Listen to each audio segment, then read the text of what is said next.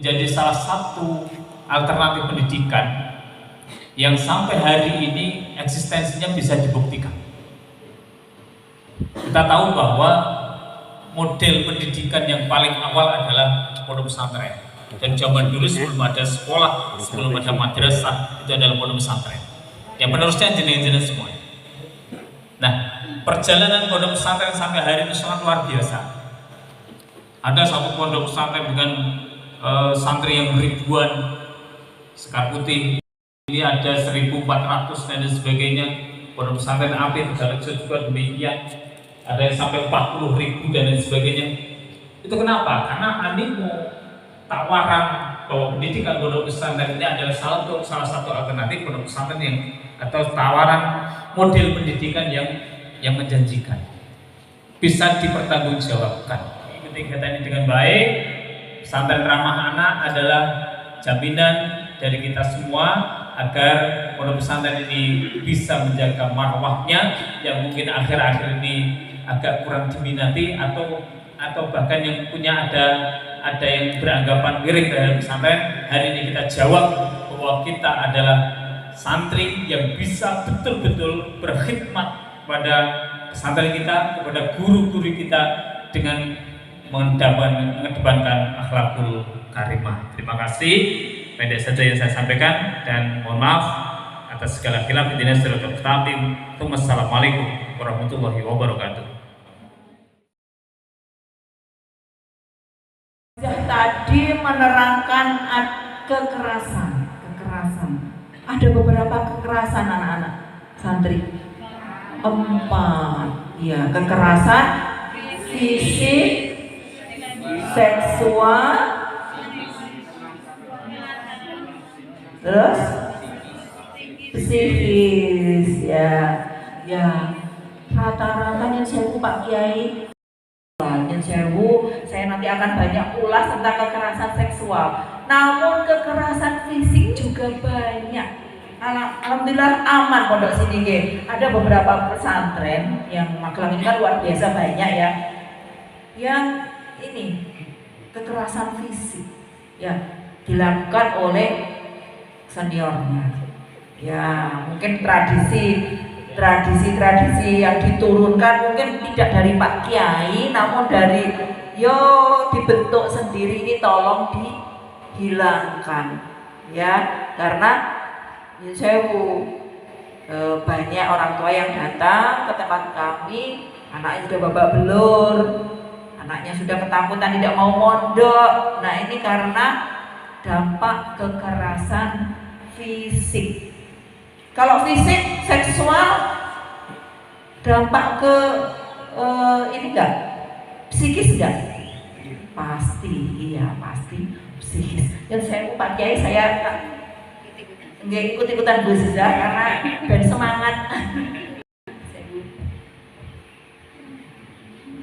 Nah, ini saya banyak menerangkan tentang kekerasan seksual karena panjenengan remaja-remaja semua. Rata-rata usia berapa? 17, 18, 16. Oh, berapa? 20 ada. Usia rawan Pak Kiai. Kayak nom-nome, nah, kayak api-api, kayak mekar-mekare corone kembang. Nah, ini ben ora kejompro, ben amal langkah jenengan. Kalau saya bicaranya hukum agama, hukum dunia, tapi kalau Pak Kiai kan beda. Saya terangkan hukum positifnya. Nah, ini tidak pidana kekerasan seksual. Masih baru, masih new. Jadi belum banyak orang yang tahu. Mungkin hanya polisi aja masih beberapa yang tahu, ya, karena diundangkan pada tahun 2022. Lanjut Pak. Undang-Undang nomor 12 tahun 2022. Ya, ini tentang kekerasan seksual. Lanjut Pak. Nah, ini pasalnya 89. Nah, tentang berlakunya sejak tanggal 9 Mei 2022, tapi tidak ono sing nglakoni sadurunge 9 Mei 2022 bisa, karena undang-undang ini berbeda, berlaku surut. Semuanya kejadian itu tahun 2020 bisa dilaporkan sebelum kadaluarsa. Kadaluarsanya adalah 25 tahun karena ancaman hukumannya tinggi. Ya, lanjut. Nah, ini ada ketentuan di Undang-Undang TPKS mengakomodir semuanya. Ada pelayanan terpadu. Pelayanan terpadu yang gelarakan tentang ini, melayani bagi yang korban-korban kekerasan seksual seperti ini, Bu Aziza, Bu Uci, dari Kemenang, dari kami, ini terpadu. Ya, terpadunya dibentuk juga ya, TP2, TP2A Kabupaten Magelang. Gak usah mikir kepanjangannya ya, saya juga pusing. Pendamping itu siapa? Pendamping korban itu siapa? Ini pekerjaan beliau, Bu Aziza, Bu Uci. Wah, ini kantornya, kantor kedua di Polres. Kantor keduanya di Polres tak ya? Jadi keluyurannya di Polres. Nah, jadi kemudian dampingi siapa? Korban-korban. Ya, jadi jangan takut untuk lapor. Ada Bu Aziza, ada Bu Uci sebagai perwakilannya. Ya. Terus penanganan adalah tindakan yang dilakukan untuk memberikan pengadaan layanan kesehatan, rehabilitasi sosial, penegakan hukum, layanan hukum, permulangan, reintegrasi. Kalau Bu Isti di Polres, tugasnya menangani tindak pidananya. Ya. Jadi urusannya pelaku kebanyakan laki-laki Pak Kiai. Jarang perempuan, karena mungkin, tapi jangan kuat kecil hati. Wah, ini undang-undangnya untungnya wong wedok tidak, di undang-undang ini tidak membedakan gender. Ya, tidak membedakan pada wong wedok kok diuntungkan, tidak. Ini semua baik dalam pernikahan ataupun di luar pernikahan. Hati-hati yang mau nikah. Ya, biasanya ada yang seks menyimpang. Nah, ini bisa dilaporkan melanggar hukum. Lanjut. Ya, dalam pengaturan TPKS ini yang terpenting adalah kepentingan terbaik untuk korban. Nah, korban kepentingannya ya kan untuk melindungi korban kan? Terus keadilan, kemanfaatan, kepastian hukum kita layani biar korban itu mendapatkan kepastian hukum. Biasanya kalau di kampung-kampung korban malah dibully ya, digelendeng nih wong itu kayak nang pasar. Padahal ditambah-tambah. Nah, ini biar dapat kepastian hukum, keadilan, penghargaan atas harkat dan martabat. Hukum, advokasi kebijakan, juga informasi, dokumentasi, dan publikasi. Jadi kami juga sering kampanye-kampanye, misalnya di November Desember itu ada hari anti kekerasan terhadap perempuan, kami biasanya kampanye seperti itu. Lanjut, Mas. Ini ya beberapa artikel yang kami dokumentasikan di Sahabat Perempuan, itu beberapa berita tentang kekerasan seksual, karena memang fokus kami itu ada di KDRT, di kekerasan seksual, di kekerasan dalam pacaran, di kekerasan berbasis gender online. Itu kami pendampingan di kasus-kasus seperti itu. Dan itu beberapa berita yang kami dokumentasikan, karena memang di Magelang sendiri juga termasuk darurat kekerasan seksual. Lanjut. Ini, mengapa bisa terjadi kekerasan seksual seperti di berita-berita? Ada yang tahu mengapa bisa terjadi? Ada yang tahu enggak kenapa bisa terjadi ada kekerasan seksual seperti yang ada di berita-berita?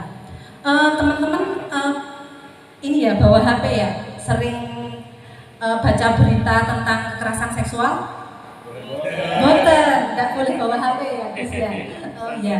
Kalau mungkin dari surat kabar atau dari informasi enggak ada juga ya. Ya, enggak apa-apa. Lanjut. Iya. Nah, itu karena memang kekerasan seksual itu terjadi karena memang mungkin pola pikir dari masyarakat sendiri masih belum sama ya. Jadi masih banyak yang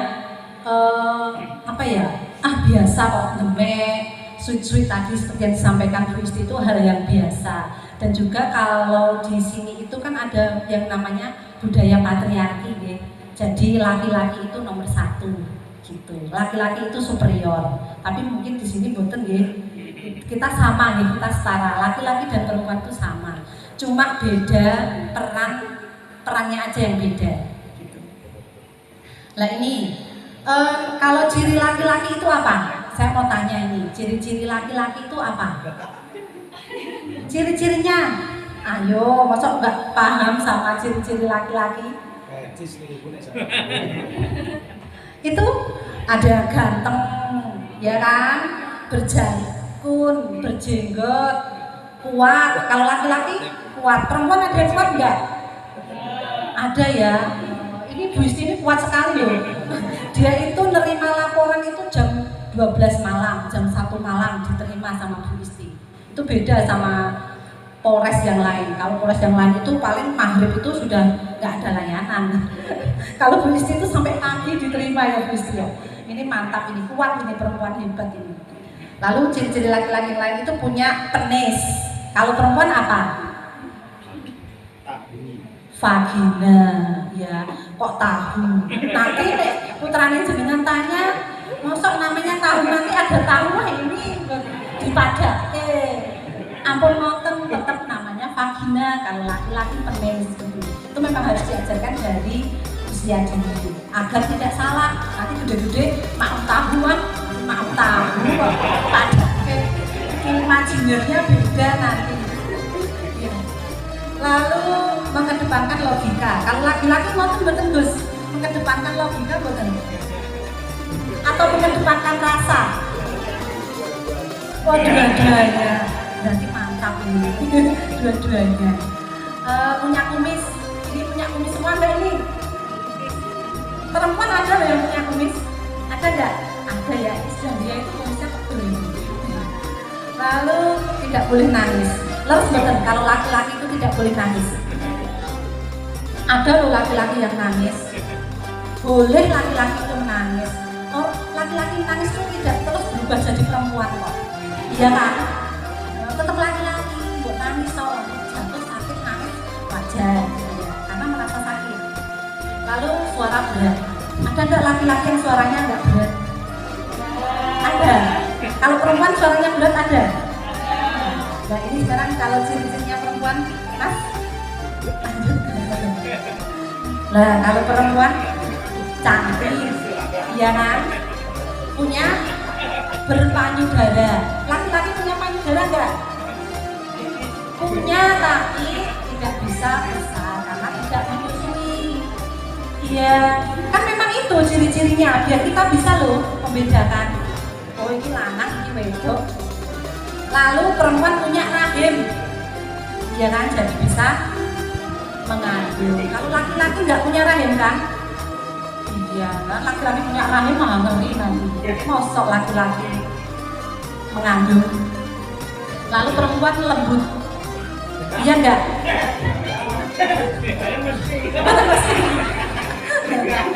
Tergantung situasi dan kondisi. Kalau laki-laki ada nggak yang lembut? Ada ya. Lembut, baik hati, ramah, kan sama berarti laki-laki dan perempuan itu sama. Lalu vagina tadi ya, mengedepankan perasaan. Cengeng, iya enggak? Perempuan cengeng enggak? Lebih cengeng enggak dari laki-laki? Soalnya itu memang didikan dari orang tua. Orang lama kok nangis, mesti gitu ya enggak? Cah lama tuh nangis, iya enggak? Gitu ya biasanya, ini biasanya. Perempuan nangis sih wajar gitu, ngomong gendeng gitu ya katanya ya. Lalu suaranya lembut. Ini ya ciri-cirinya biasanya yang di masyarakat itu ciri-ciri laki-laki dan perempuan itu ini.